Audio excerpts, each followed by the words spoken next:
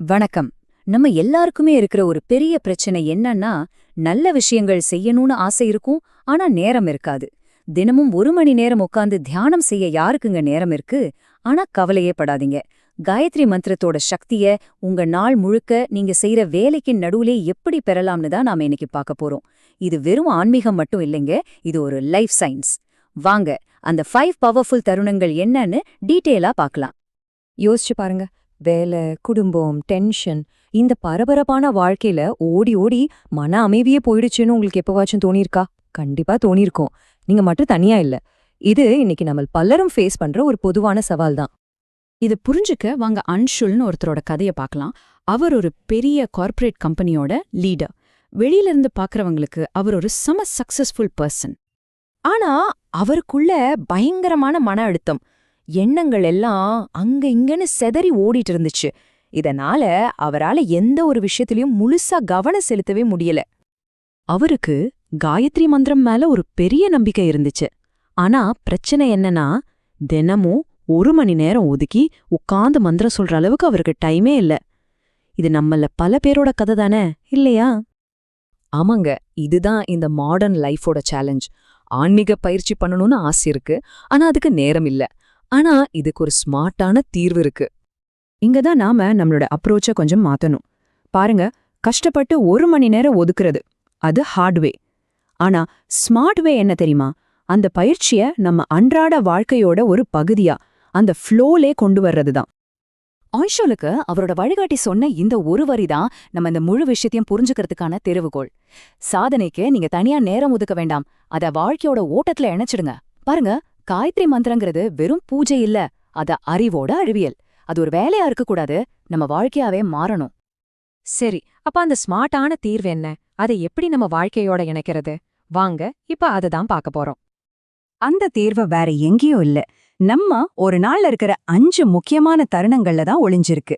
பிரம்ம முகூர்த்தம், நம்மளோட சாதாரண வேலைகள் செய்யும்போது, சாப்பிடறதுக்கு முன்னாடி, ஒரு முக்கியமான வேலைய ஆரம்பிக்கிறதுக்கு முன்னாடி, அப்புறம் கடைசியா தூங்க போறதுக்கு முன்னாடி. இந்த 5 தருணங்களையும் எப்படி யூஸ் பண்றதுன்னு ஒன்னொன்னா பார்க்கலாம் வாங்க.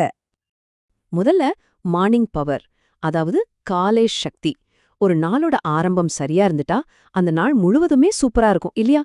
இந்த முதல் 2 தருணங்களும் அதை தான் நமக்கு உறுதி செய்ய போகுது. முதல் தருணம் பிரம்ம முகூர்த்தம், அதாவது சூரியன் உதிக்கிறதுக்கு முன்னாடி இருக்கிற அந்த அமைதியான நேரம்.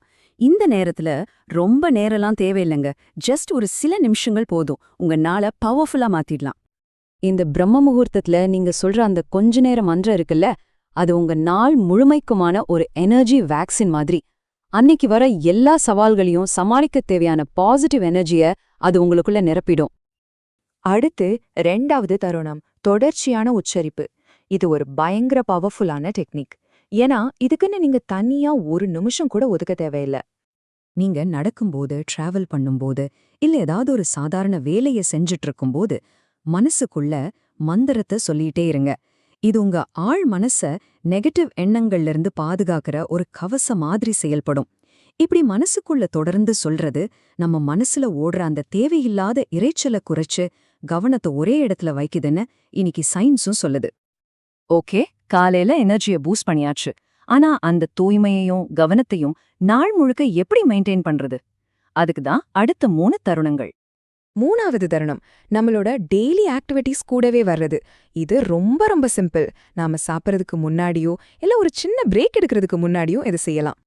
சாப்பிடறதுக்கு முன்னாடி ஒரு சில செகண்ட்ஸ் இந்த மந்திரத்தை சொல்றது உங்களோட ஜீரண சக்தியை அதிகப்படுத்தும், அதே சமயம் மன அமைதியும் கொடுக்கும். இத உடம்பு மட்டும் இல்லைங்க, நம்ம அறிவையும் தூய்மைப்படுத்துது. 4வது தருணம் இது ரொம்ப ரொம்ப முக்கியம். ஒரு முக்கியமான வேலையை ஸ்டார்ட் பண்றதுக்கு முன்னாடி, அது ஒரு முக்கியமான மீட்டிங்கா இருக்கலாம், ஒரு எக்ஸாமா இருக்கலாம், இல்ல ரொம்ப கஷ்டமான ஒரு ப்ராஜெக்டா கூட இருக்கலாம். அந்த வேலைய ஆரம்பிக்கிறதுக்கு முன்னாடி மந்திரத்தை சொல்றது உங்க மூளைக்கு ஒரு ஃபோக்கஸிங் பவர் பூஸ்டர் மாதிரி வேலை செய்யும். இது மனசுல வர்ற டிஸ்ட்ராக்ஷன்ஸை குறைச்சு உங்க கவனத்தை ஒரே இடத்துல குவிக்கும். இதனால உங்களால பெஸ்டான முடிவுகளை எடுக்க முடியும். நம்ம பிரெயின்ல ஸ்ட்ரெஸ்ஸை கண்ட்ரோல் பண்ற பகுதிகளை இதை ஆக்டிவேட் பண்ணுதுன்னு மாடர்ன் நியூரோசைன்ஸ் ரிசர்ச் சொல்லுது. கடைசியா 5வது தருணம் தூங்க போறதுக்கு முன்னாடி. ஒரு நாளை நம்ம எப்படி ஆரம்பிக்கிறோமோ அதே மாதிரி அது எப்படி முடிக்கிறோன்றதும் ரொம்ப முக்கியம். தூங்க போறதுக்கு முன்னாடி இந்த பயிற்சிய செய்யும்போது உங்க ராத்திரி ஓய்வு ஒரு உயர்ந்த தியானமா மாறுதுன்னு சொல்றாங்க. அப்படின்னா என்ன? நீங்க தூங்க போறதுக்கு முன்னாடி மனசால மந்திரம் சொல்லும்போது அன்னைக்கு நடந்த எல்லா டென்ஷனையும் அது கழுவி எடுத்துடும். உங்களுக்கு நல்ல ஆழமான அமைதியான தூக்கம் கிடைக்கும். உங்க தூக்கமே ஒரு மெடிடேஷன் மாதிரி ஆகிடும். அப்போ இந்த 5 தருணங்களையும் ஒன்னா சேர்த்தா நமக்கு என்ன கிடைக்குது? அதுதான் வெற்றிக்கான சூத்திரம். இது நம்ம வாழ்க்கைய அணுகிறதுக்கான ஒரு புத்தம் புது வழி. அல்டிமேட் ஃபார்முலா இதுதான். இந்த 5 தருணங்களையும் சரியா பயன்படுத்துங்க. அன்ஷுல் இத ஃபாலோ பண்ண ஆரம்பிச்சதும் அவரோட வாழ்க்கையே மாறிடுச்சு. அவரோட ஸ்ட்ரெஸ் குறைஞ்சது, ஃபோக்கஸ் அதிகமாச்சு. இதோட கடைசி இலக்கு என்னன்னா ஆரோக்கியமான உடல், அமைதியான மனம், தூய்மையான அறிவு. இந்த டிசிப்ளினை கடைபிடிச்சா ரிசல்ட்ஸ் கேரண்டி. கடைசியா இந்த ஒரு விஷயத்த மட்டும் நல்லா ஞாபகம் வச்சுக்கோங்க. மந்திரம் சொல்றதுங்கிறது வெறும் உதுதுகளோட வேலை இல்ல. அது நம்ம வாழ்க்கையோட சாரமா மாறணும். இந்த பயிற்சிய உங்க வாழ்க்கையோட ஒரு பகுதியா நீங்க மாத்தும்போது உங்க ஒவ்வொரு நாளும் சக்தியோட, அமைதியோட, வெற்றியோட இருக்கும். கொஞ்சம் யோசிச்சு பாருங்க.